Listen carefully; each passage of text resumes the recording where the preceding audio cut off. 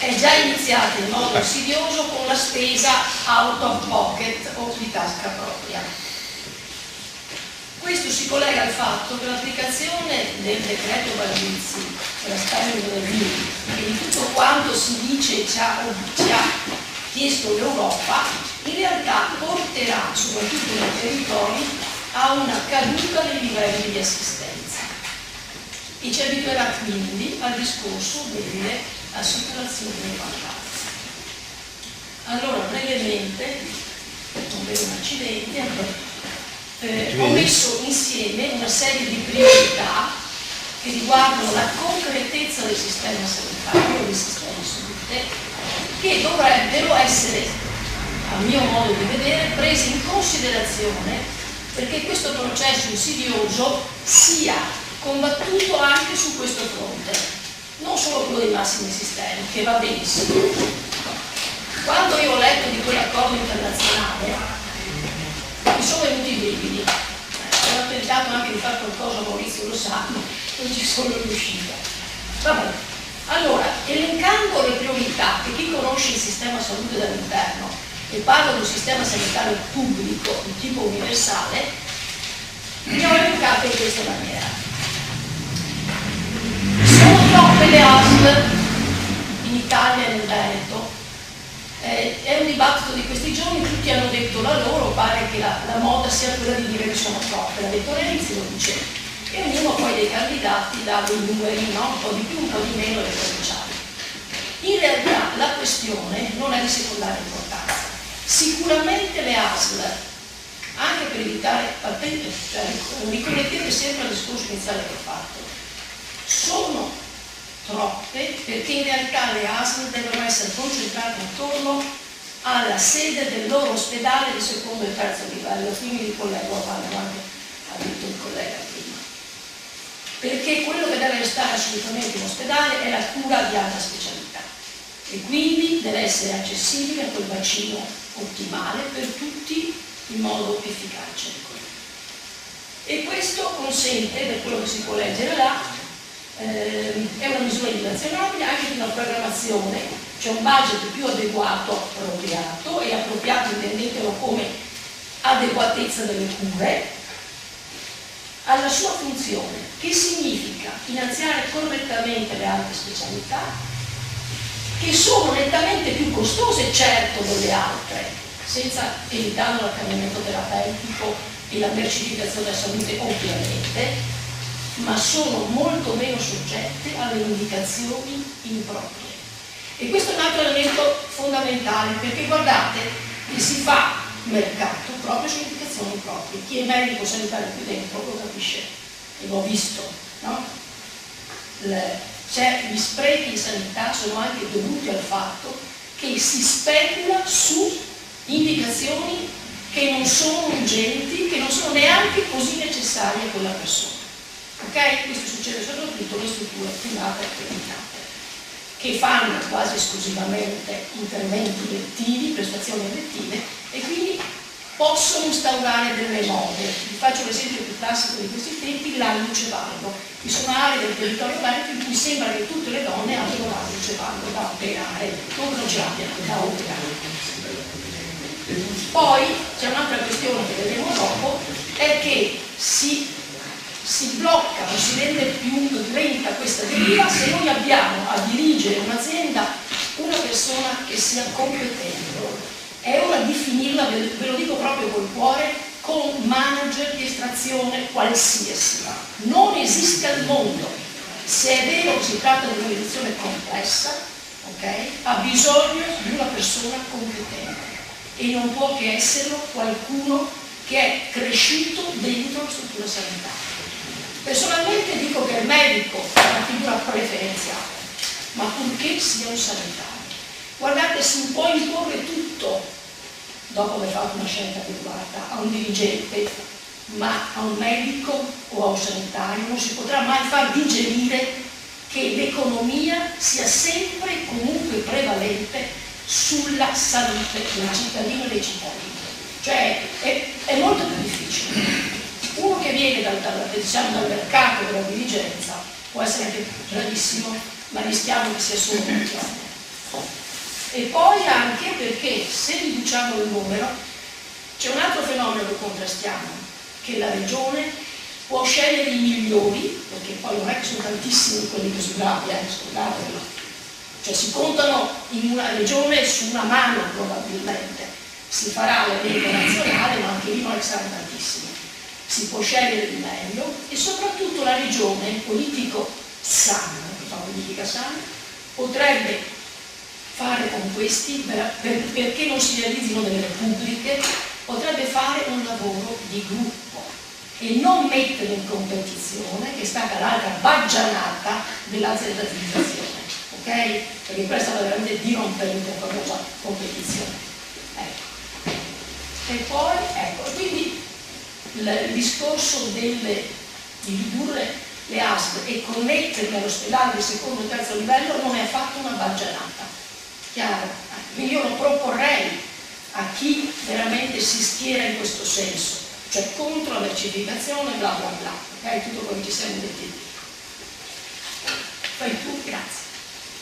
Allora, di seguito qui rimangono le cose che ci siamo già detti, direttore generale con quei requisiti, non basta quello che ha promesso già, basta leggere il quotidiano sanitario, che ci sarà un elenco nazionale, che tutte le regioni dovranno attingere, eccetera. Non si è detto nulla dei requisiti, anzi, sicuramente non sarà un medico obbligatoriamente o qualcuno che viene da esperienza nel sistema sanitario. E questo vale ovviamente per i direttori. Un'altra questione fondamentale per l'efficacia: se noi abbiamo efficacia riduciamo la spesa di tascapporto, perché guadagniamo l'appropriatezza, il sistema ha più risorse da spendere eventualmente per altre cose importanti. E solo nel reclutamento dei primari, voi sapete che è stata veramente oscena la lottizzazione che si è fatta anche in questo campo. Ecco, bisogna assolutamente invertirla, l'aveva tentato anni fa la Turco, con un sistema internazionale, vi ricordate, secondo me va ripreso, è corretto se volete adeguato, ma va ripreso. Il curriculum deve essere letto in doppio cieco da se si può, da qualcuno di addirittura fuori d'azione, ok? Da un garante se possibile, o agenzie che garantiscono ovviamente questo. Ecco, l'altra questione fondamentale, che sono delle 2 o 3 veramente strategiche, è lo sblocco del turnover. Non esiste che si mantenga in piedi questo sistema pubblico universale con quell'idea, con un personale ridotto così, perché è chiaro che si andrà verso il fatto che la salute si comprerà, va bene, e la comprerà chi ha soldi sul mercato.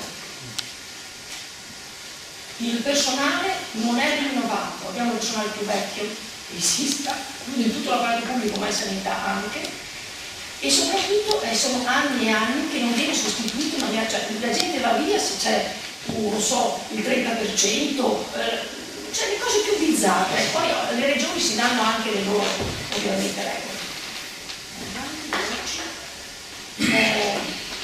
Per quanto riguarda la regione Veneto, io mi sono fermata a questo, rispetto ad esempio a quanto hanno fatto per gli ospedali, no? Avete visto le famose schede, ad esempio da noi nell'AS 10 sono semplicemente oscene, hanno fatto addirittura dei 2 ospedali distanti e che assistono più di 100.000 abitanti ciascuno e 400.000 durante l'estate, hanno fatto polo medico e polo chirurgico, cioè chi sa qualcosa di ospedale, cioè si rende conto proprio dell'idiozia di Natale scelta.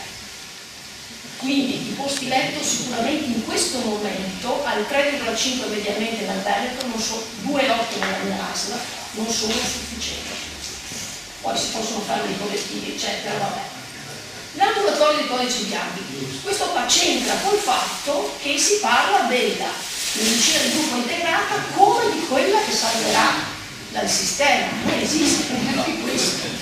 A parte il fatto che la ridenominazione di qualcosa di stravecchio, va bene, bisogna vedere se poi la sostanza cambia, ma i codici bianchi, che sono una degli elementi critici nel funzionamento ospedaliero e tutto il resto, non possono essere soltanto nelle medicine di gruppo integrate, devono essere in adiacenza al pronto soccorso, perché se no ci sarà sempre una domanda impropria al pronto soccorso. Il primo soggetto che avverte la urgenza è il soggetto stesso, è lui che si autoclassifica prima di scegliere la strada. O va direttamente al pronto soccorso, e in alcuni casi, per grazia di Dio, che non si perde per strada, oppure va da qualche altra parte. Se andasse un domani direttamente solo ed esclusivamente nella medicina di gruppo integrante, rischia la pelle, perché lì potrebbe non trovare tempestivamente l'equipe giusta. Chiaro? Quindi i codici bianchi, secondo me, devono stare almeno anche presso le signore, se vogliamo integrare dall'altra parte, vabbè. E poi un'altra questione bella e importante, che è la falsificazione, è quella di avere solo con l'etichetta, e per questioni poi di valorizzazione monetaria, trasformato delle attività che erano prima in day hospital, poi in chirurgia, poi in chirurgia ambulatoriale. Perché? Perché intanto consente che si rispettano alcuni parametri, indicatori formali, e poi perché ci si può applicare il ticket. Guardate che di questo fenomeno qua si sono accorti pochissimi. Questo qua non viene agitato da nessuno di quei 4 che vanno a fare le kermesse in giro, perché non sanno neanche che esista, tra l'altro. Non vi spiego perché, ma in sostanza sono dei trattamenti in day hospital, quindi non urgenti, che mentre prevedevano prima una classificazione in attività ospedaliera con le probabilità e tutto, adesso si dice che vengono smembrati e alla fine in sostanza si paga anche un ticket. Il rischio è che queste persone qua, siccome ogni malato è una malattia, ci sia qualcuno che viene buttato letteralmente fuori prima del tempo. E qui guardate che ci vanno dentro molti cronici e molti soggetti deboli che ovviamente non sono in grado di difendersi come gli altri. E tra l'altro generano ricoveri ripetuti, perché la dimissione intempestiva può generare complicanze.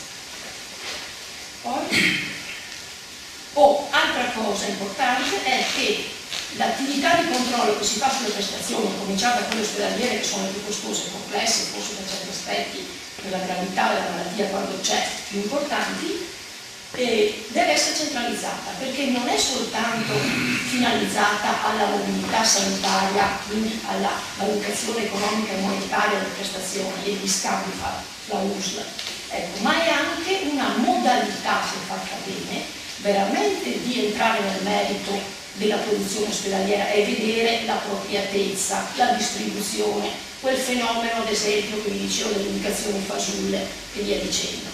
Anche le punte di eccellenza ovviamente di alcuni reparti e di alcune procedure.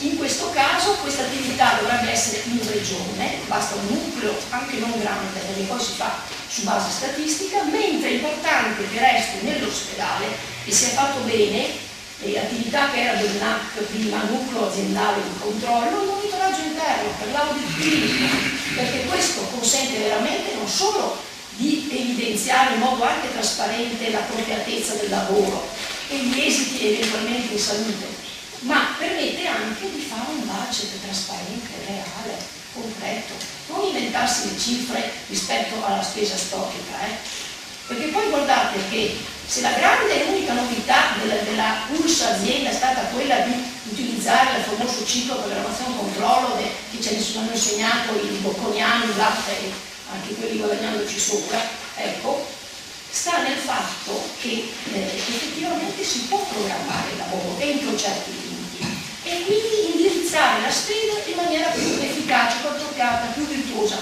che non significa sempre spendere di meno, ovviamente, anche se può essere infine. Quindi diventa una puntuale conoscenza del fabbisogno delle risorse, però bisogna fare l'audit clinico con i primari, perché dopo di questo sono in grado di fare un budget serio. Cosa abbiamo? Ecco, brevissimamente per la prevenzione. Allora, la prevenzione dovrebbe essere la regina di tutto questo contesto, perché se vogliamo fare salute e non sanità, è chiaro che impedire la malattia, il disagio, la sofferenza, eccetera, è la cosa migliore del mondo, perché no, casomai andiamo in cerca del benessere delle persone, se vogliamo dire anche questo. Allora, la prevenzione sta diventando veramente la Cenerentola. Quindi il global turnover pesa moltissimo, tra l'altro con la conversione in, diciamo, col 626, tutta quell'indirizzo, addirittura la vigilanza obbligatoria, cosa ha portato nel tempo? che praticamente si fanno sempre meno controlli di vigilanza sanitaria, non si fa più alcuna valutazione di rischio sanitario, soprattutto quello di igiene ambientale. Io non conosco uffici dei dipartimenti di prevenzione che si occupino di questo. Fanno le solite visitine per inconvenienti igienico-sanitari, così come si trova nel regolamento di igiene, e poi non portano a nulla perché alla fine hanno ragione. Tutti hanno torto e tutti hanno ragione. Sono negazionisti. Sì, ecco. E poi l'altra funzione che è veramente elettiva per il dipartimento è la relazione sanitaria. L'analisi dei bisogni di cui siamo tutti convinti e che dovrebbe essere poi portare al bilancio sociale finale per la conferenza dei servizi, la comunità del territorio, la conferenza dei sindaci, si basa sul fatto che questi signori finalmente che vogliano meno, perché è anche vero che il pubblico, io ho avuto dei privilegi non da poco, di fare un po' quello che voleva con i servizi, deve cominciare a fare l'epidemiologia locale, deve cominciare a farla seriamente, perché deve produrre una relazione sanitaria che sia o annuale o triennale, come si vuole, diciamo, programmare, poi questo può essere anche poco importante, ma deve esserci. Allora misuriamo, cioè sulla base degli esiti o degli output di processo, che cosa abbiamo fatto in quell'azienda. Ecco, invece parlerei anche della cosa che dicevo prima, che sta passando veramente come una misura di cui pochi si accorgono, è che si blattera il miglioramento del territorio perché bisogna deospedalizzare, ecco, in realtà sul territorio non si sta facendo nulla. L'unica cosa che ha fatto Zaia di recente, per un po' di consenso elettorale, è di firmare il contratto di esercizio con i medici di medicina generale dando l'obolo su alcune prestazioni di prevenzione che in passato erano assolutamente ricompresi nella quota capitaria come una cosa del tutto naturale, e lo stesso dicasi per rappresentante della cronicità. Allora, nella visione che abbiamo da tecnici, no? C'è da una parte l'ospedale che deve diventare il secondo o terzo livello perché lì vanno solo le cose molto e dall'altra c'è il territorio. Quale cosa fa? Ovviamente si prende in carico, bellissima frase anche questa, no? Prende in carico la cronicità. Quei pazienti che purtroppo non guariranno mai, che ogni tanto si aggravano o che hanno bisogno di questo. Ecco, allora, che cosa hanno pensato di fare? Con la riduzione, con l'applicazione del debito hanno fatto le FT, cioè hanno messo sulla cassa le FT e le medicine di gruppo integrate. Allora, nella FT in realtà l'unico, diciamo, miglioramento rispetto all'attuale è che può esservi una condivisione assistenziale, cioè in gruppo assistiamo quella popolazione di pazienti, cittadini, e professionale, perché in teoria dovrebbero fare anche degli audit clinici. Io non so chi andrà a verificare se questi gruppi di colleghi che dicono di essere massacrati da tutto, in parte anche vero, da burocrazia e quant'altro, riusciranno a trovare il tempo per fare veramente l'audit dei loro pazienti, soprattutto quelli nelle liste della presa in carico cronica. Ecco, e qui potrebbe scaturire, ad esempio, se fosse vero, il miglioramento dell'accesso e veramente la realizzazione dell'audit clinico. Questo andrebbe fatto nell'integrazione con la medicina di gruppo integrata per la FT e i distretti, dove ci sono le cure primarie. Allora, le cure primarie fino a ieri erano dei primariati clinico-organizzativi, va bene, che servivano un bacino dai 25.000 ai massimo 50.000 abitanti, adesso sono diventati una per territorio. Se avete visto anche, credo che anche le altre del Veneto siano simili perché ho visto la tabella generale, praticamente le funzioni organizzative, sanitarie organizzative e anche cliniche sono diventate con una struttura complessa uniche in tutto il territorio, unico il distretto, uniche le cure primarie, addirittura uniche le unità semplici delle cure domiciliari. Non so se ne spiego, cioè proprio siamo. Voi capite che su un territorio anche grande, con 200.000 abitanti minimo, se quello può essere un primario, quello è un capo dipartimento se mi va bene. Cioè quello telefona al più con i suoi collaboratori. Perché non può. Che cosa fa? Abbiamo tutta una filiera di 2 o 3 che fanno i manager in realtà, non fanno i primari.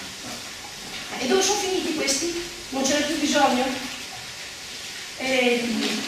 La medicina di gruppo integrata, la medicina evoluta è venuta il presidio territoriale, qua lo stanno dicendo tutti i direttori generali, quelli più almeno quelli più in gamba, cioè non è più la medicina di gruppo, diciamo 3 o 4 ambulatori messi insieme con una segreteria eccetera, c'è un presidio territoriale fisico, cioè con i muri, ecco, che adesso avrà intorno ai 30.000, 50.000 abitanti, nel quale si fa un po' di più, cioè c'è dentro anche lo specialista ambulatoriale, c'è dentro forse il centro prelievi, si fanno forse le prenotazioni e più ne ha più ne metta, ma si può fare la lista precisa. Tra parentesi, bastava applicare il distretto della 833. Se viene applicato al 100% era esattamente questo. Quindi se cambiando l'etichetta non cambia nulla, vuol dire vabbè la fregatura piena, nel senso che i soldini che abbiamo lì non servirebbero a nulla. Andiamo avanti. Allora, vabbè, questa è un po' la stessa cosa. In sostanza, allora, che cosa fa la medicina di gruppo? Accetta la domanda non urgente, quindi i codici bianchi anche, è il primo sportello del nostro terapeutico, attiva il livello specialistico e presenta cariche integrate. In realtà, di nuovo apre la cartella digitale, che servirà qualcosa, ma insomma, quelli più avanti li usavano già. Avanti? Allora, il contratto esercizio qua per farvi vedere che già si è ulteriormente monetizzato solo per i medici di medicina generale, cose che l'azione sanitaria è di mutuo aiuto, ma se io lavoro come medico di medicina generale nel distretto, cavolo, ma è possibile che per partecipare a un gruppo del genere per me deve essere pagato un tot? No, cioè non capisco. Quando sono nati gli distretti, nell'80 circa, quello di Esco che era il mio è stato il primo del Veneto, i nomi quei colleghi erano quasi passivi e si portavano sia questioni organizzative che burocratiche e anche cliniche. Lo stesso per il supporto adesione ai screening campagne di vaccinazione, ma scherziamo, dov'è l'attività preventiva che fanno se queste cose devono essere pagate per essere fatte? Diteli che aumentate un po' la quota capitale e finiamo da lì, è troppo bassa, ritocchiamo qualche cosa nel costo della vita e abbiamo finito. Andiamo avanti. Ecco, ancora. Il ruolo della COT infermiera, ecco la COT bandierata anche da Zaia, ecco, così, fa molto meglio, l'agricoltura, Zaia, ecco, che con questa COT, che il mio direttore generale, che è sofferimissimo, proprio applica, ecco, l'ha messa in cantiere immediatamente, togliendo infermieri anziani dal territorio senza sostituirli, tra parentesi, ecco, può essere che fa una certa funzione, è un bene per la continuità delle cure se viene utilizzata, e poi perché bisogna pensare che c'è un futuro anche per la ridefinizione dei ruoli medico, infermiere, sappiamo, alcuni sanno che se ne sta discutendo anche in Parlamento. Però attenzione, se veramente si realizzasse in 24 ore e 7 giorni, i numeri non sono quelli, non bastano, e se non sblocchiamo il turnover che facciamo? Facciamo finta di fare le cose all'italiano. Avanti. Hai un minuto? Sì, guarda, finita. Allora, la centroterapia fa questo, ma lo sapete già. Avanti. Punti di vista assistenziali sono questi, l'ho già detto. È importante quale grado di diffusione territoriale delle responsabilità, abbandono degli operatori e le UCI sono in realtà dei dipartimenti. Avanti, mi pare sia seguito. Le priorità allora del territorio, volendo arginare, sono che si chieda almeno un'unità operativa semplice di cura domiciliare o medicina di gruppo integrato, come il minimo. E in questo caso potrebbe essere anche una sperimentazione di una dirigenza infermieristica, perché no? Se lo specialista comunque c'è a risparmio, non si vede perché non può essere diretta dall'infermiere dirigente. E poi l'attivazione dei tavoli partecipativi. Avanti. Questi sono importantissimi, secondo me queste sono le proposte che possono fare la differenza, non tanto in termini di democrazia, quanto proprio di merito rispetto agli esiti del servizio. E poi per ultimo, andiamo più avanti. Ecco qua, la conclusione è che non esiste una ricetta unitaria da modificare, soprattutto in meglio un sistema complesso, partendo dal fatto che lo vogliamo migliorare, cioè non pensando ad altre cose, ma di usare uno strumento che è il monitoraggio di modellante, cioè fare una serie di variazioni su problemi concreti come ho cercato di presentarlo in termini di priorità, pensando che comunque finché non si è sperimentato il funzionamento non abbiamo certezza che quella sia la soluzione, e quindi dobbiamo essere sempre pronti a un cambiamento contestualizzato per migliorare.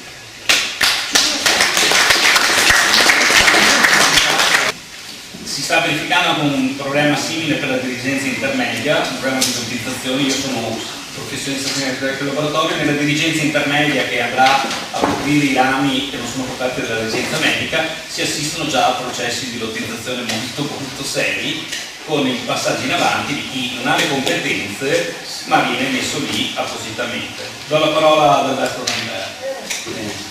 Il mio intervento andrà più sull'organizzazione degli ospedali.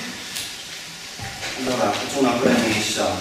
Le forze organizzate del capitalismo hanno lanciato da tempo l'attacco allo Stato sociale, che non solo determina il progressivo smantellamento del welfare per come lo abbiamo conosciuto finora, ma va a minare i principi della democrazia. Possiamo affermare che in Italia è in atto una guerra contro il lavoro, contro i beni comuni, operata come in tutto il mondo capitalistico, attraverso un enorme trasferimento di ricchezze. Oggi assistiamo e tocchiamo con mano la durissima sconfitta delle classi subalterne, sconfitta a cui è seguito un rafforzamento della borghesia.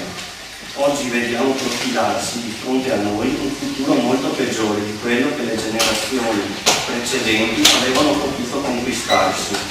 In 2 decenni la società capitalistica si è ripresa con gli interessi ciò che il movimento dei lavoratori aveva conquistato in 150 anni di lotte. Liberalizzazione e privatizzazione sono le parole d'ordine con cui si vuole rottamare il passato. Il vero risultato, però, è che le generazioni future vivranno peggio delle precedenti. Avremo figli più ricattati dei padri, la sanità sempre più privatizzata, la cultura più impoverita, il territorio più devastato. Il governo dei democratici non ha nulla di diverso da quelli sostenuti dalle destre. Tutti tocchiamo con mano la discesa del potere d'acquisto dei salari, l'aumento della cassa integrazione e della disoccupazione giovanile, la svalutazione delle pensioni, gli inarrestabili tagli al welfare, alla sanità, la modifica dei diritti, delle tutele e garanzie costituzionali, la reazionaria riforma del lavoro che ha fatto felice solo Confindustria. La socializzazione delle sconfitte dimostrerà quindi ancora una volta la vittoria del capitale. Dopo questa premessa ci caliamo nella realtà della sanità. In Italia il servizio sanitario, così come lo abbiamo conosciuto fino a qualche anno fa, che ha fornito a tutta la popolazione la garanzia di accesso ai benefici della medicina. Il diritto all'accesso è stato per tutti. Crediamo perciò che l'universalità del servizio sanitario sia stata la forza per realizzare uguaglianza nelle opportunità e nei risultati, e che l'universalismo vada ripensato solo in termini di vantaggio e azioni positive a favore dei cittadini in condizioni di debolezza. Negli ultimi 4 anni la spesa per la sanità pubblica ha subito un costante impoverimento. Il 2015 non presenta nulla di nuovo, ancora tagli pesanti che minano il sempre più precario funzionamento del servizio sanitario, riducendo sempre più i diritti dei cittadini e le loro concrete possibilità di produrre e difendere la salute. Il costante impoverimento del servizio sanitario nazionale va di pari passo con l'allontanamento dai suoi servizi di ingenti fasce di pazienti a causa di ticket elevati e lunghe liste d'attesa. L'offerta migra dal settore pubblico a quello privato e nel tempo si creano le condizioni per un ampio ricorso alle assicurazioni sanitarie. Socializzare i debiti, privatizzare i profitti. Questo è il verbo della destra liberista che governa l'Italia e il Veneto. Nei vari territori della nostra regione, la Lega e le politiche di Italia stanno sconvolgendo la sanità pubblica, ce la stanno presentando in una forma che nulla ha a che vedere con il servizio che abbiamo conosciuto fino a pochi anni fa. Grandi opere, grandi ospedali nuovi, esternalizzazione e privatizzazione di servizi. Tutti sappiamo che le grandi opere, spesso superflue, sono fonte di grossi profitti profitti per i soliti noti attraverso il project e gli appalti pilotati. Apparentemente quindi cambiano i governi ma non si modificano le gerarchie a cui risponde la politica. Le riorganizzazioni dei servizi, gli accorpamenti dei nosocomi sono funzionali alla realizzazione di nuovi ospedali. Questi rappresentano un ottimo affare per i costruttori. Ancora una volta si sceglie la via edilizia per uscire dalla crisi economica, in cui versa il settore del mattone dove la speculazione entra a gamba tesa. Un nuovo debito da far pagare ai cittadini, una riduzione delle prestazioni o un maggior costo dei servizi. Un film che abbiamo già visto.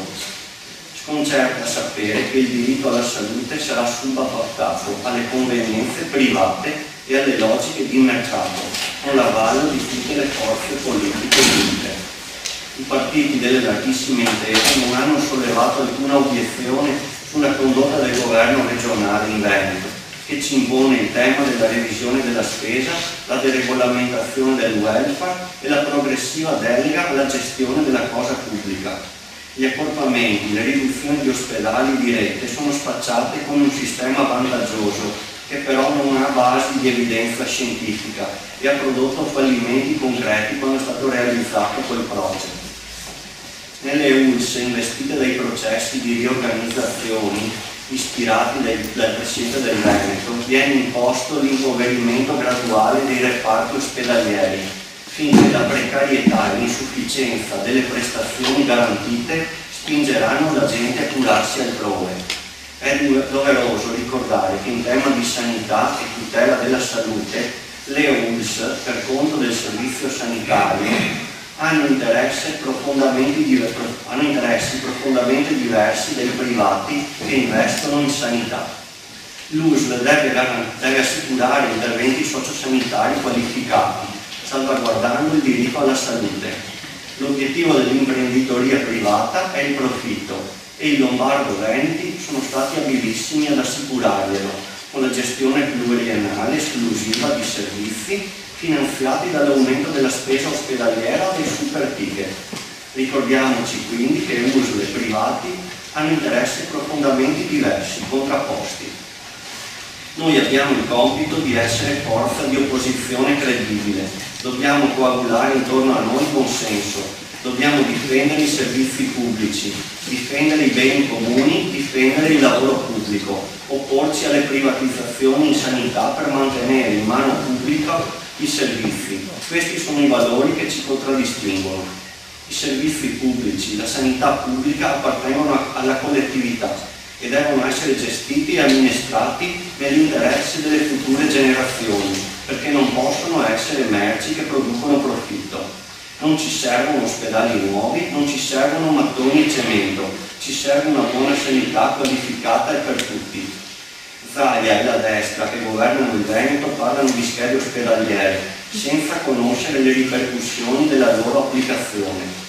Da questo prendiamo le distanze e dobbiamo mettere in guardia i cittadini.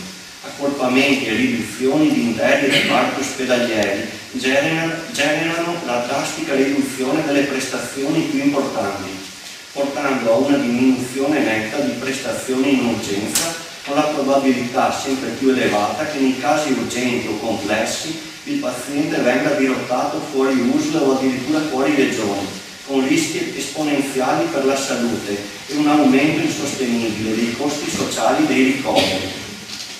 L'ultima versione della programmazione sanitaria della Regione Veneto prevede anche lo spostamento di posti letto dall'ospedale al territorio attraverso strutture dedicate.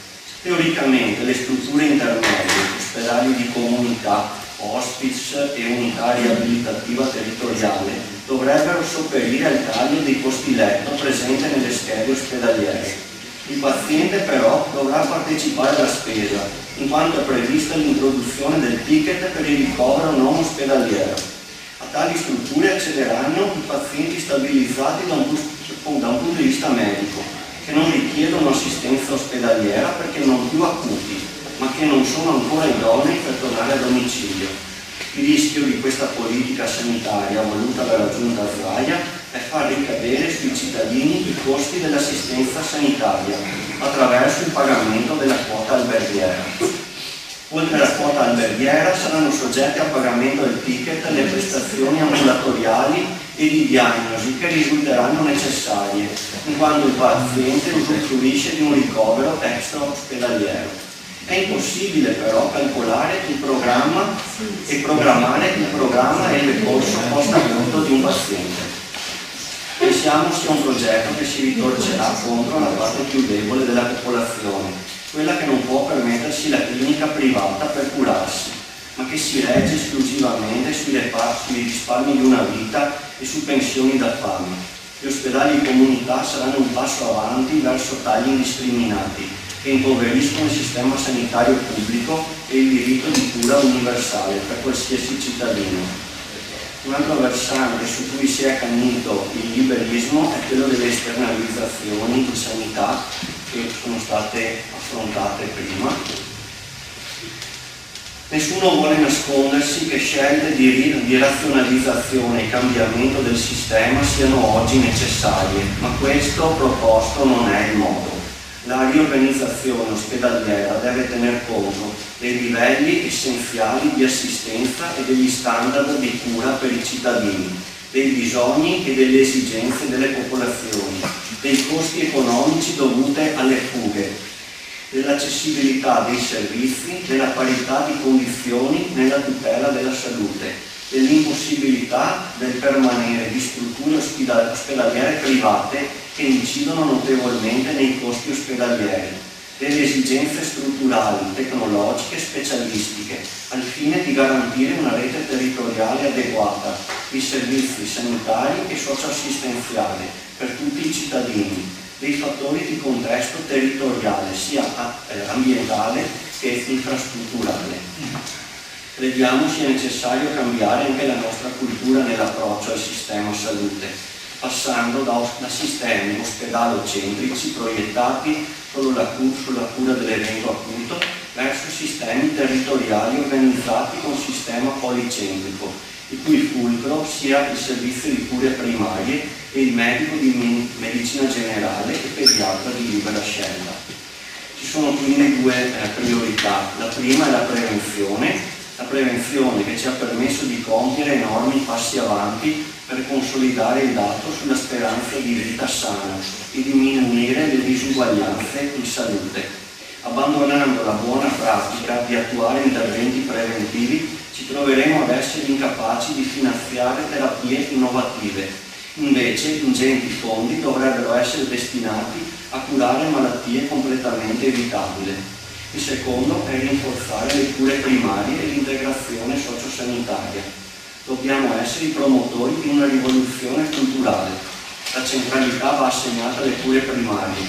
Questo servizio deve diventare il punto centrale dei processi assistenziali. L'assistenza va focalizzata sui bisogni individuali della persona, tenendo conto dello specifico contesto sociale. Nella nostra società il maggior peso assistenziale grava intorno alle malattie croniche, soprattutto la loro comorbilità, responsabili dell'aumento esponenziale dei ricoveri ospedalieri che potrebbero essere scongiurati attraverso un servizio di cure primarie di buona qualità.